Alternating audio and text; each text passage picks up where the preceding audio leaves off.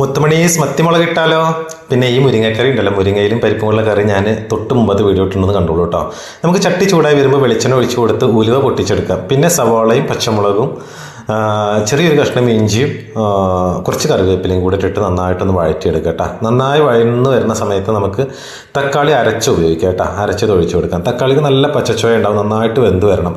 തക്കാളി നന്നായി വെന്ത് ആ എണ്ണയൊക്കെ ഇങ്ങനെ തെളിഞ്ഞ് വരുന്ന സമയത്ത് നമുക്ക് മഞ്ഞൾപ്പൊടി, ആവശ്യത്തിനുള്ള മുളക് പൊടി, കുറച്ച് മല്ലിപ്പൊടി ഇട്ടിട്ട് നമുക്ക് കുറച്ച് നേരം കൂടുതൽ വെള്ളത്തിലിട്ട് വെച്ചിട്ടുള്ള പൊടിയാണ് കേട്ടോ. അതൊന്ന് കുതിർന്ന് വന്നതിന് ശേഷം നമുക്ക് അതും കൂടി ഒഴിച്ചു കൊടുക്കാം.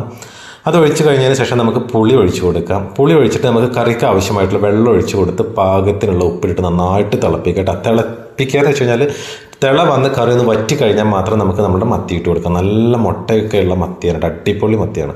ഇനി നമുക്കൊന്ന് തിളപ്പിച്ച് ചെറിയ തീയിൽ കുറച്ച് നേരം വേവിച്ചെടുക്കാം കേട്ടോ. അപ്പോൾ നമ്മുടെ മത്തിക്കറി റെഡിയാണ്. അപ്പോൾ അടുത്ത വീഡിയോയിൽ